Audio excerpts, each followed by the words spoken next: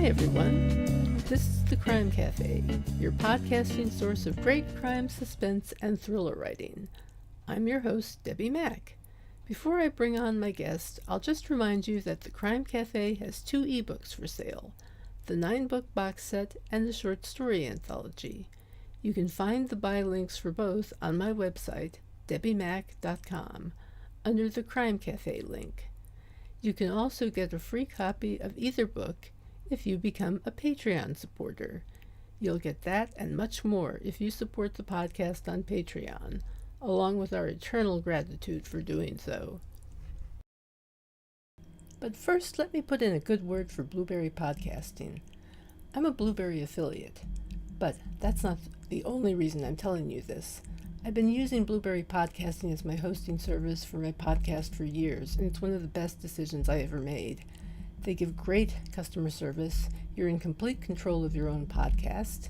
You can run it from your own website, and it just takes a lot of the work out of podcasting for me.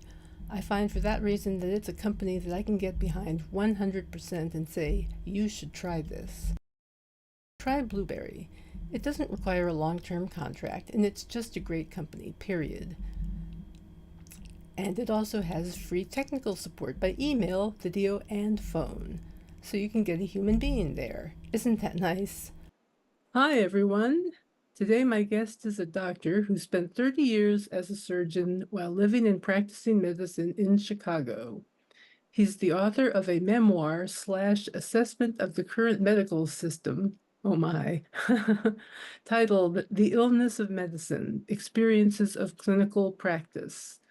He's also authored a trilogy of medical thrillers, and they all sound absolutely terrifying. I say that in the nicest possible way. I mean, in the best possible way. Just, whoa. Anyway, he's also on the faculty of the Departments of Urology and Biomedical Engineering at the University of Illinois at Chicago. He's invented and patented various medical devices, too. Amazing guy. It's my pleasure to introduce Dr. Michael J. Young, medical thriller writer and MD. Hi, Michael. How are you doing today? I'm wonderful. Thank you. Great. Fantastic. So, yeah, wow. My first question to you, of course, is how are we going to fix our horrible healthcare system? Oh, we could But spend hours and days hours, with that yes. I was going to say, you probably ask the same question all the time in your every books. morning. Yes. Yeah, boy, I can tell you. I've had enough experience with it to know. So I was reading your first few chapters in Net of Deception, and my gosh, what egregious examples of what not to do on the internet.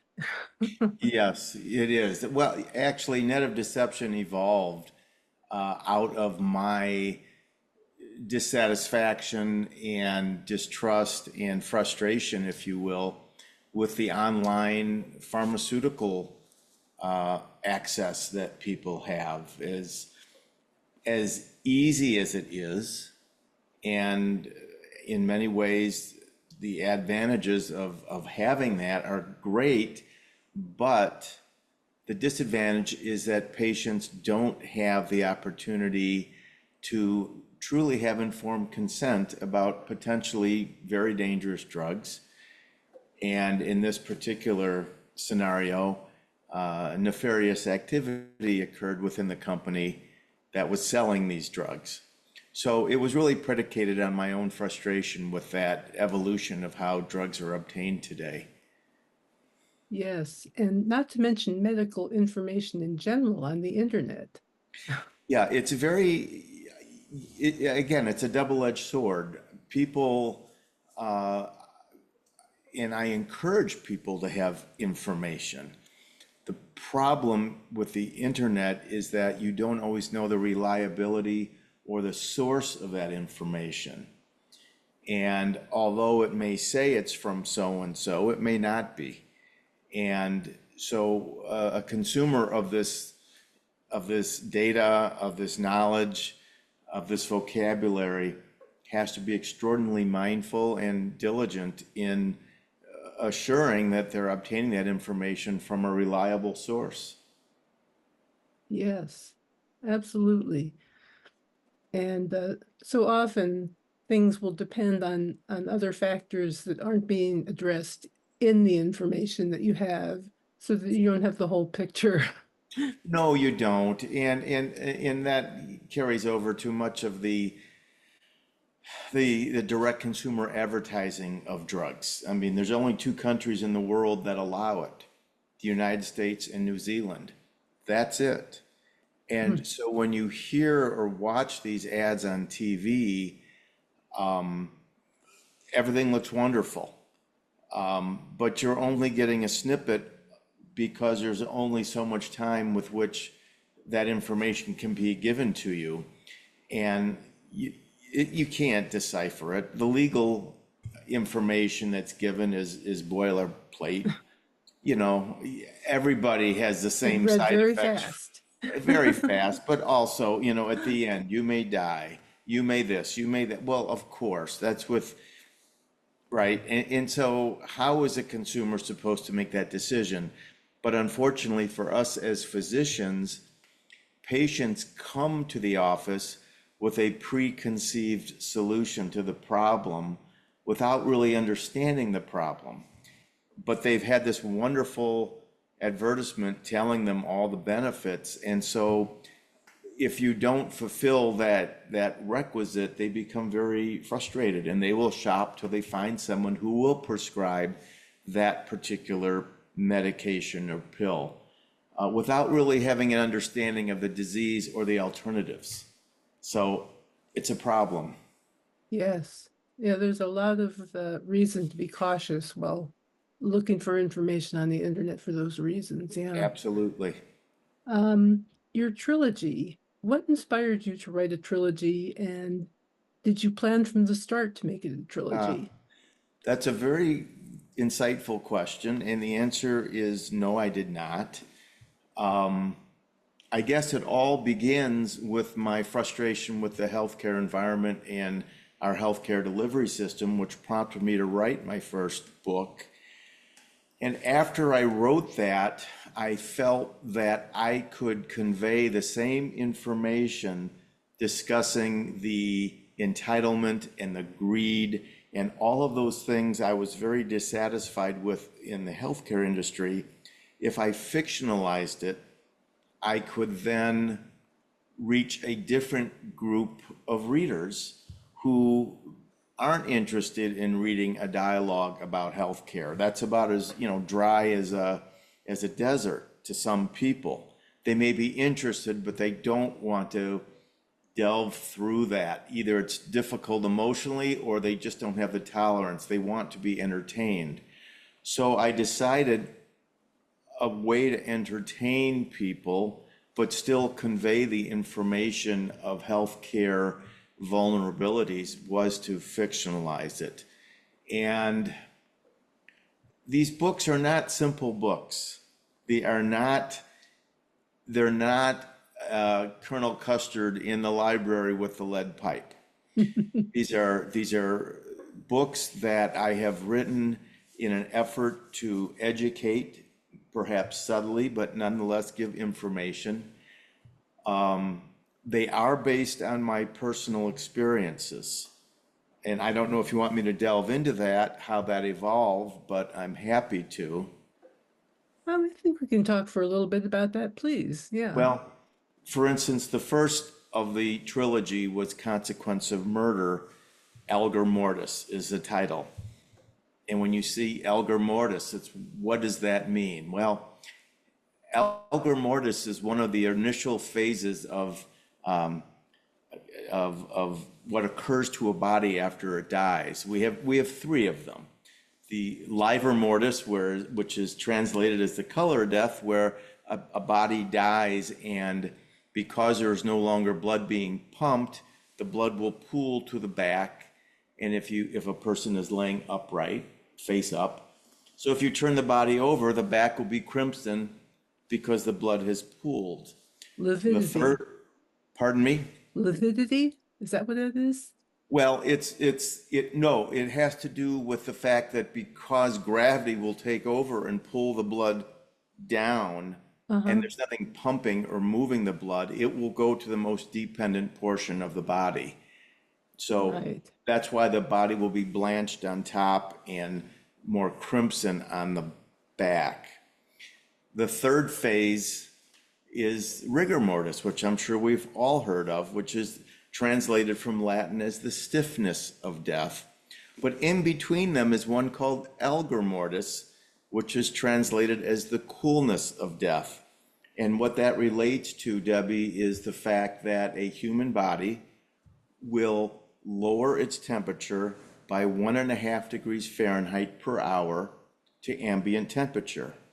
So when you're watching television and the coroner says the body's been dead 12 hours, well, how do we know that? We know that because of the body temperature.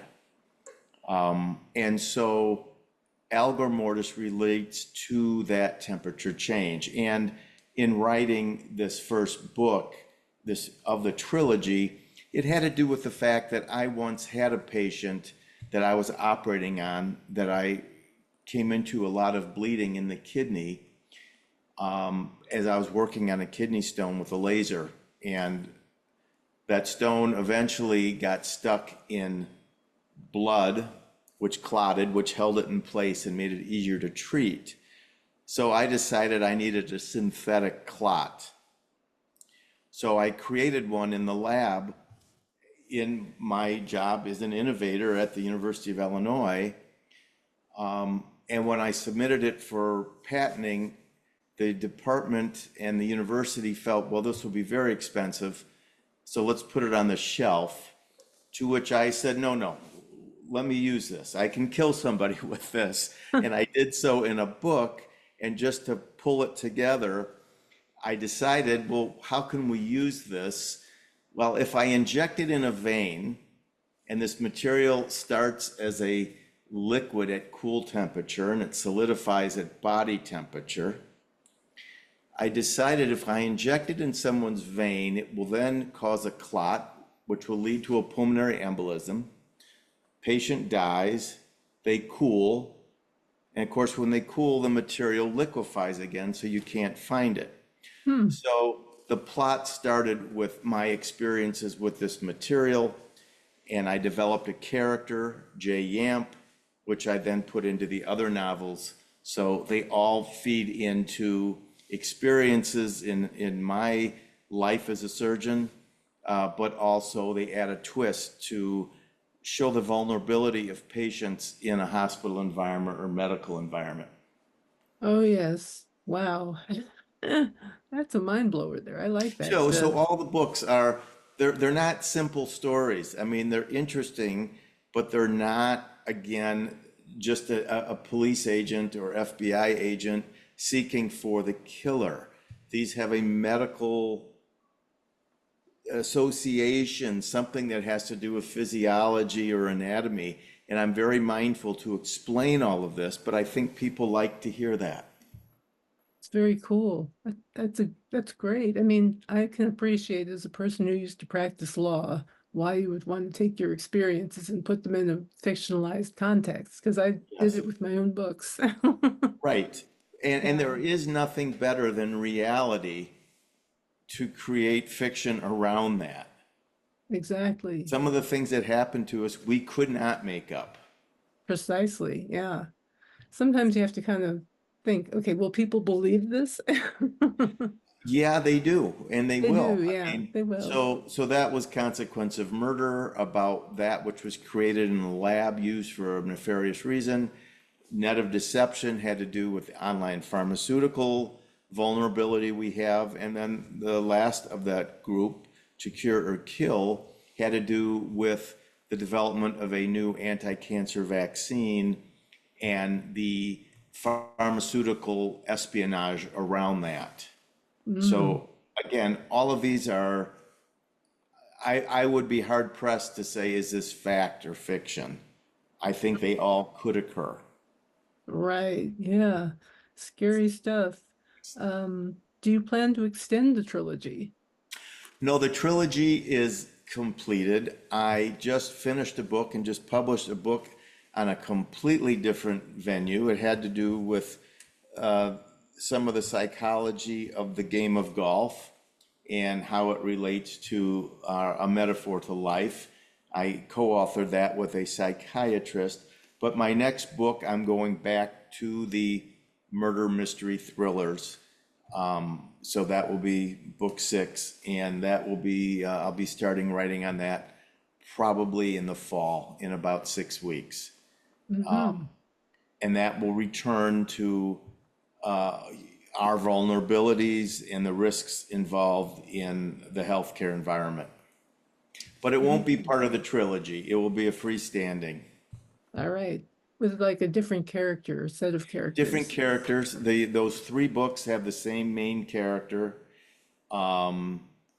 This will be a different venue, different problem, and again, a contemporary issue that I think those who like this venue will be very intrigued with. It has to do with the DNA companies. Oh wow, that's a hot topic. Yes, All of these are. What kind of writing schedule do you keep? I don't. I am not one who can sit down at 5 in the morning, 6 in the morning, 8 at night, whatever, and say, today I'm going to write. If it's not there, it's not there. I have an idea what I want to write, and when I have thought about it subconsciously enough, maybe that's a day, maybe it's a week, I don't know, then I start. And once the ball gets going, I will come back to it frequently, but I will do it more based on my schedule rather than on a particular, I'm rigid at 8 o'clock, I'm going to sit down and write. I can't do that. That's not Hmm. how I think.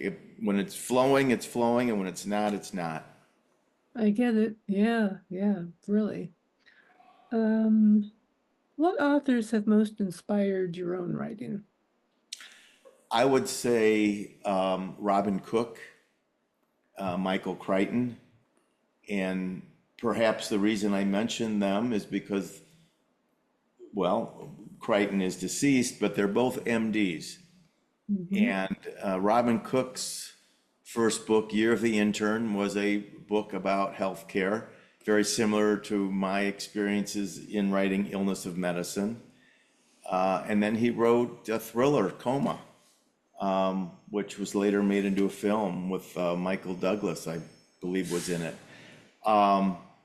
And my first novel was, Consequence of Murder. Michael Crichton, also an MD, wrote his first book, Andromeda Strain. I mean, that's a classic to me. And so I think, again, using their medical background, they were able to fabricate stories that people are interested in, particularly thrillers that aren't predicated on just someone with a gun shooting somebody and then investigating it. They're much more complicated stories than that. And so that is what I've tried to, I see myself in that mold. Very good.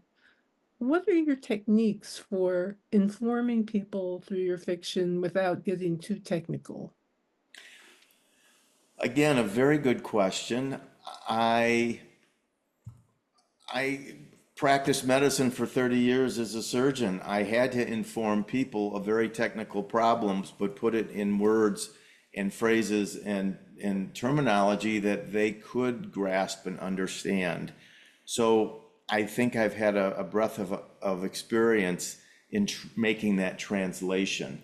And so in the books, of course, I talk about the lasers and I talk about bleeding management. In many ways, the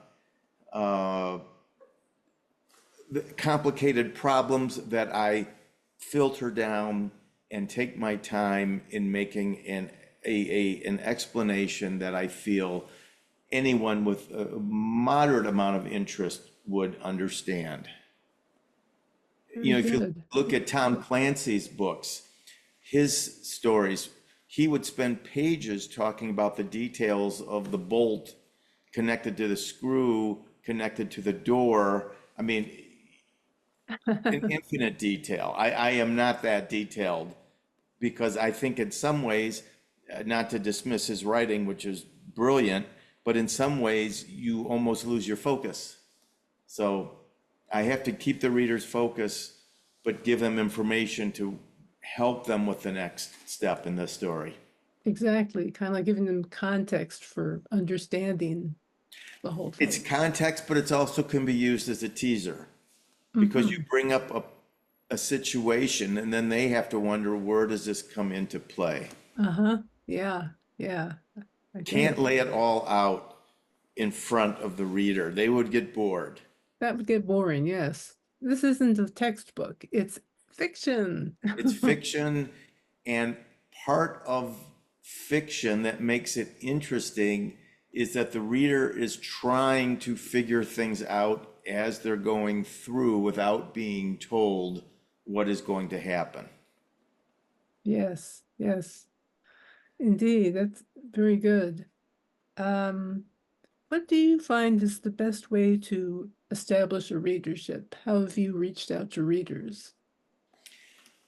It's hard, it's difficult. I'm finding that people are more engaged in watching with streaming today than they are in the effort to sit down and read. And I think a lot of that evolved from the COVID issue where people were not about milling with people. They were by themselves, and what do? You want entertainment, so you watch, less read. But I try to stimulate the reading with trying to get the word out on the various social medias, uh, shows such as this, radio, everything I can to get the word out. And I do think it does become a bit of a dominoes that once you get the ball going, more will follow.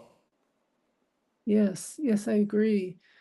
I mean, especially if you can reach the people who are really, really interested in your particular subject, they'll want to talk about your book online and tell people about it. Agreed. And I think everyone has an issue or has an experience in the healthcare environment. We've all been patients. We've all had complaints or problems or frightening events that either did or could have happened to ourselves or someone we know. And so just that vulnerability, it isn't something that happens to somebody else. I can read a thriller written about a spy. So that's not my life, but I could have consequences to my just being in my everyday world and then get sucked into the vortex of bad things that can happen as I'm going through surgery or in the hospital environment, drugs, etc. So these are real things that I think all of us are aware it could happen to me, Mm-hmm. and Yes. that's what makes it real for them, even though it's fictionalized. That does make it, it makes it very concrete and gripping in that in that way because oh, this could be me. Could Ooh. be me. Yeah, but for the grace of God. Right, right. Um, what advice would you give to anyone interested in having a writing career? They have to be dedicated. It is a very difficult thing to do. It takes an enormous amount of time and energy. It's also something that is it's very solitude in its performance. You have to be committed. And I've met many people who say, "Oh, I'm going to write a book." Well, go at it. Be prepared to spend a lot of time by yourself. Be prepared that it is arduous, it is difficult. It's not going to happen overnight. All of my books take it for me about a year and a half to write. They don't come out easily. And so you have to realize it's a marathon, it's not a sprint. And you can't force it. So true. You just can't force it. I I teach at the University of Illinois in designing and developing surgical instruments. And I think we spend more time instructing students on problem identification than we do on solutions. If you understand the problem, oftentimes the solution will be much more easily obtainable. And I think if you're going to write a book, you have to think about what you're writing, why you're writing, who your audience is, where you want to go before you just start getting in writing. Now, that doesn't imply that you have to spend forever outlining things. I don't. I don't outline at all. But I think about it a great deal before I even begin writing. Yes, that's a good way to approach it. Even if you don't outline, just think about You how you have want the to, story you to have go. to, right, the problem identification, understanding and ideating around the problem becomes more critical than the solution. It takes time, and be patient with yourself rather than just delving in and starting to writing in different directions. Good advice. Good advice. Is there anything else you'd like to add before we finish up? No, I think they're fun books, they're interesting books, they're thought-provoking books. I think as much as there is, yes, there is murder, there is intrigue, there is mystery in all of them. At the end of the day, I wanted readers to connect with them and think about, again, our health world, our health care environment, and the vulnerabilities that we have in it. And hopefully shed some light on the problems I think that are in that environment. So there is an underlying purpose to the books other than just to entertain. I think that's wonderful. That's fantastic. And I want to thank you so much for being with us today, Michael. I really appreciate your time. Thank you so much. It's my pleasure. So, on that note, I will just say check out Michael J. Yang, MD's thrillers. They sound fantastic. And you can enter his giveaway. I will put a link in the notes where you can find the giveaway link. If you enjoyed this episode, please consider leaving a review or becoming a supporter on Patreon. I post all sorts of, what do you call it, bonus content there for Okay, Patreon supporters. sure. So, in any case, thank you so much for tuning in to watch or listen, depending on what platform you're on. Our next guest will be Michelle Scott. Oh, the temptation to make an office joke here. Okay, I won't go there. I will not say anything about Michael Scott. Oh, I just did. Oh, sorry. Okay, next time, Michelle Scott, not Michael. Uh, Steve Carell is not going to be on. And in the meantime, take care and happy reading.